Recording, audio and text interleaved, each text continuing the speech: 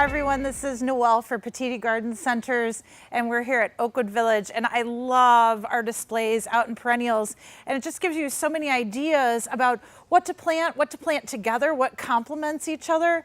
And in our perennial department, Stella always does a fantastic job of just setting up all these different colors, textures, wonderful combinations out there. So I wanted to share with you, this would be a hot, sunny area combination, perennial combination that'll work really, really well, and it's also deer resistant, okay? So first, we're gonna start with the tallest part of this. It's gonna be panicum or switchgrass. Now, at this time of year, panicum is very tall. It shows, I shouldn't say very tall, it's really only about 4 foot with its foliage upright. So it has upright foliage that has a little bit of a droop or weepiness at the end of the leaves.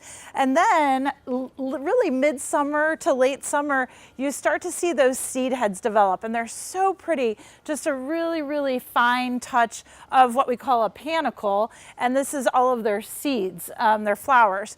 They don't seed. They are completely sterile, but this is just for ornamental sake. And the switchgrass are native. They grow really, really well in our area.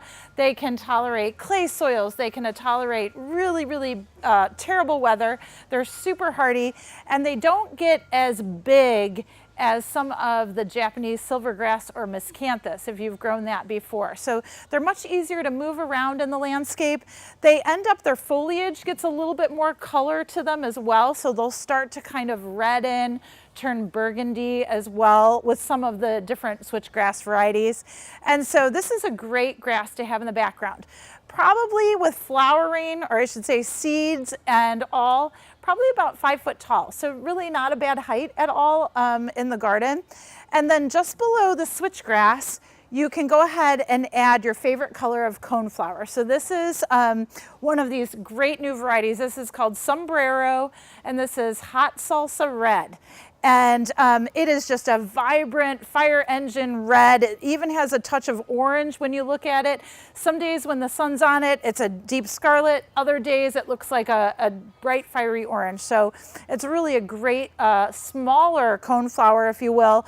These coneflowers grow to be about, let's say 14 to 18 inches. So they're not super tall, but they're great cut flowers again, and great pollinator plants too. So you've got your grass that's a pollinator habitat, natural pollinator habitat.